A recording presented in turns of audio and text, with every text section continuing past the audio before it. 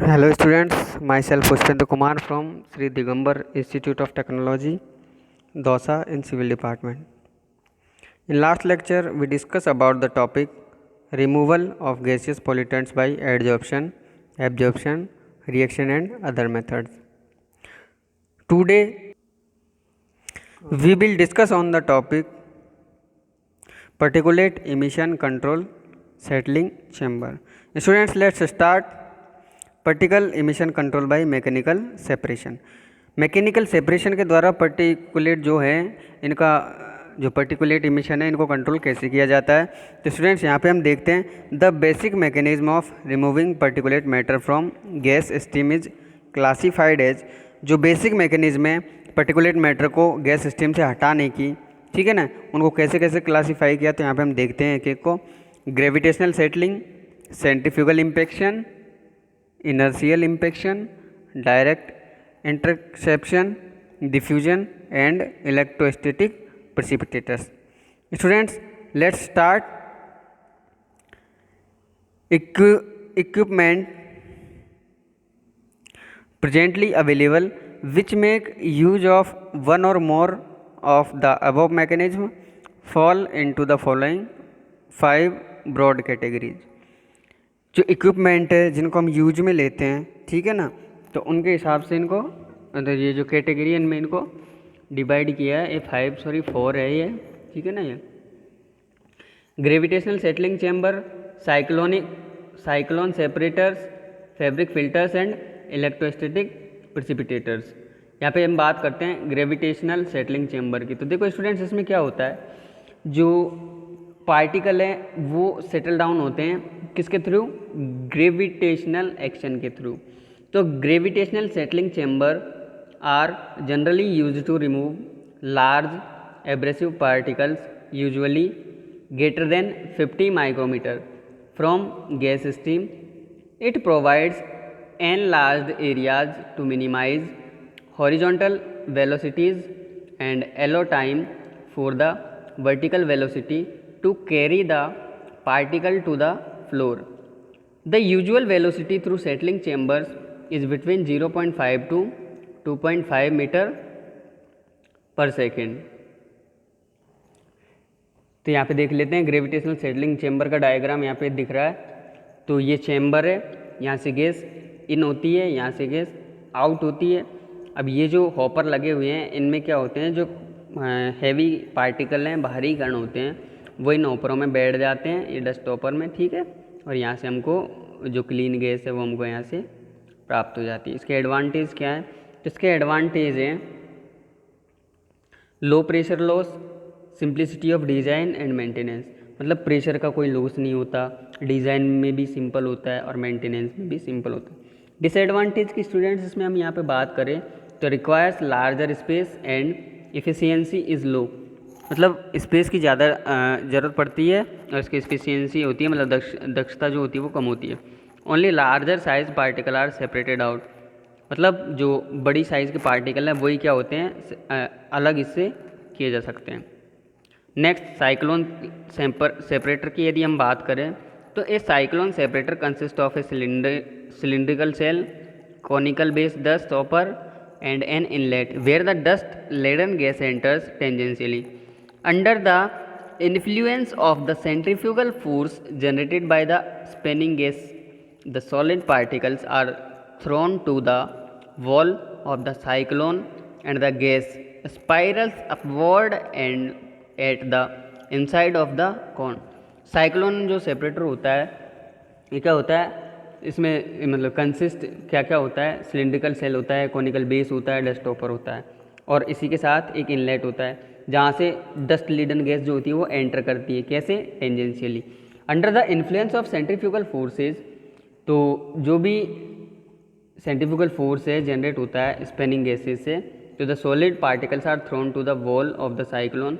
जो solid particle है ये जो वॉल होती है साइक्लोन की, वहाँ पे जाके क्या होते हैं, टकराते हैं upward and at the inside of the cone, मतलब कॉन के अंदर की तरफ। The particles slide down the wall of the cone and into the hopper. The operating efficiency of a cyclone depends on the magnitude of centrifugal force exerted on the particles. The greater the centrifugal force, the greater the spreading efficiency.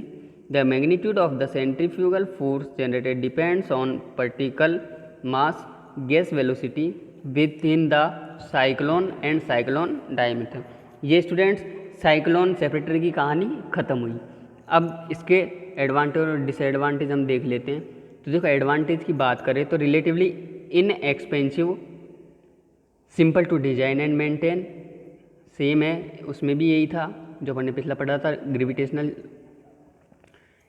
And require less floor area, इसमें जो floor area होता है वो क्या होता है, कम होता है। Low to moderate pressure loss. Disadvantage की यहाँ पे बात करें स्टूडेंट्स तो require much head room, collection efficiency is low for smaller particles, quite sensitive to variable dust loading and flow rates.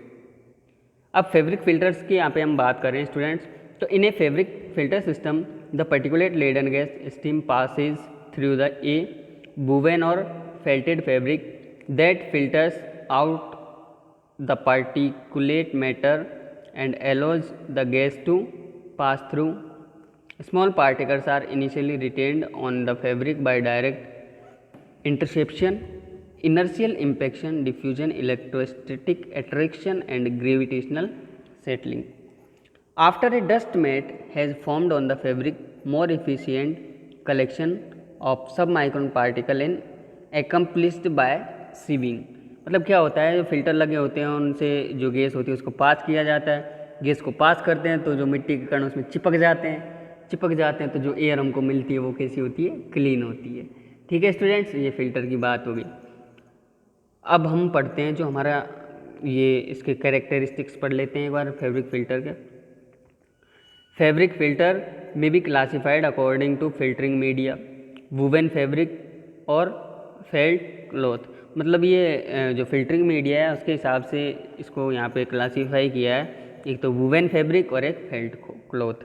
Woven fabric have a defined long range repeating pattern and have considerable porosity in the direction of gas flow. ठीक है, जो woven fabrics होते हैं ये क्या होते हैं, इनकी जो रेंज है वो लॉन्ग रेंज रिपीटिंग पैटर्न होता है एंड हैव कंसिडरेबल पोरोसिटी, और जो पोरोसिटी होती है वो क्या होती है, considerable in the direction of gas flow. जिस डायरेक्शन में गैस फ्लो होती है उसी डायरेक्शन में। These open space must be bridged by impaction of interception to form a true filtering surface. Felted cloth consist of randomly oriented fibres compressed into a mat and needled to some loosely woven baking material to improve mechanical strength. Next students यहाँ पे हम बात करें इसी में आगे, the choice of fabric filter is based preliminary on operating temperature and the corrosiveness और abrasiveness of the particle.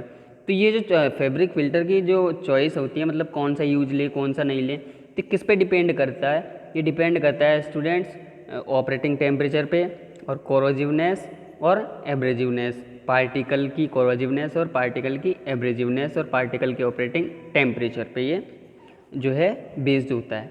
Cotton is the list expensive fibre and is preferably use in low temperature. जो cotton होता है, ठीक है ना, list expensive fibre होता है और इसे यूज कहाँ पे करते हैं, लो टेम्परेचर में, ठीक है ना। Silicon coated glass fibre cloth is commonly employed in high temperature application. जो सिलिकॉन कोटेड ग्लास फाइबर होते हैं इनको कहाँ पे यूज करते हैं हम, हाई टेम्परेचर एप्लीकेशन में। The glass fibre must be lubricated to prevent abrasion. जो ग्लास फाइबर होते हैं इनको ल्यूब्रिकेट किया जाता है एब्रेजन को रोकने के लिए। All fibre may be applied to the manufacture of woven and felt type fibres. मतलब सारे फाइबर्स वुवन और फेल्ट टाइप के ही होते हैं।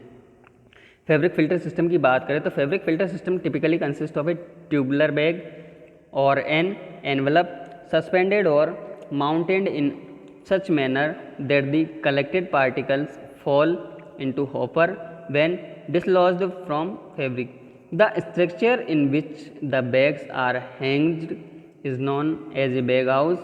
Generally, particles laden gas enters the bag at the bottom and passes through the fabric while the particles are deposited on the inside of the bag. The cleaning is accomplished by shaking at fix interval of time.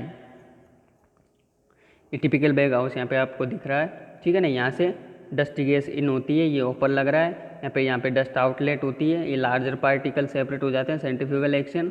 ये जो है ये filter bag लगे हुए हैं 1 2 3 4, ठीक है। यहाँ पे शेकर मैकेनिज्म है, ये इसको क्या करता है, सीक करता है, और यहाँ से फिर जो क्लीन गैस होती है वो हमको प्राप्त होती है।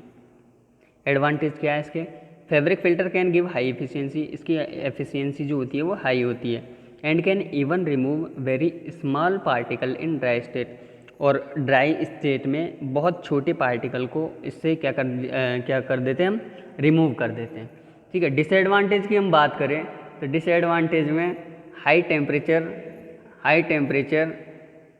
Gases, high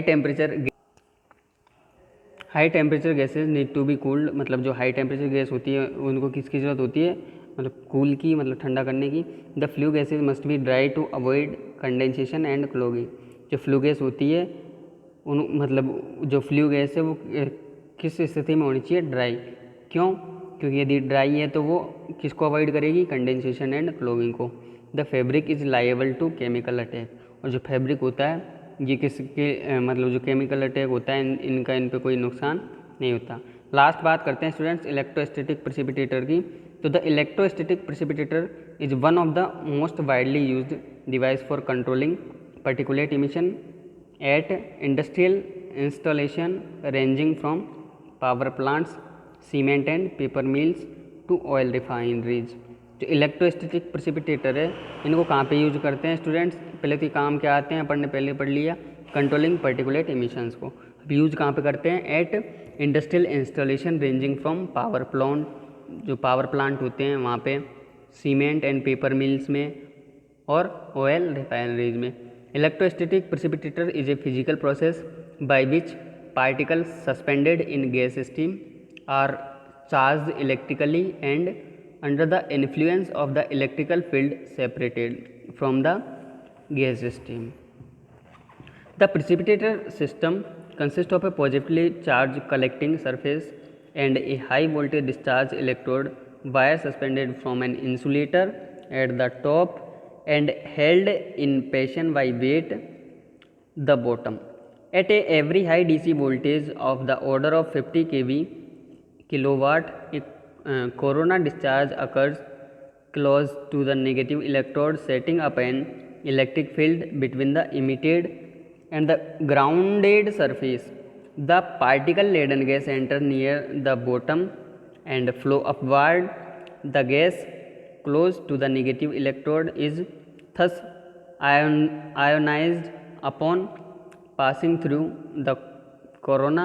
As the negative ions as electrons migrate towards the grounded surface, they in turn charge the passing particle. The electrostatic field then draws the particles to the collector surface where they are deposited periodically.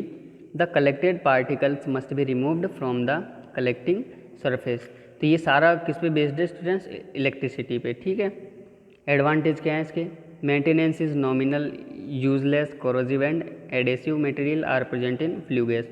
They contain few moving part, they can be operated at high temperature up to 300 degree centigrade को to 450 centigrade. Disadvantage higher initial cost, sensitive to variable dust loading and flow rates, they use high voltage and hence may pose risk to personal safety of the staff. And last disadvantage, collection efficiency reduce with time। ठीक है students, thanks, आज के लिए इतना ही।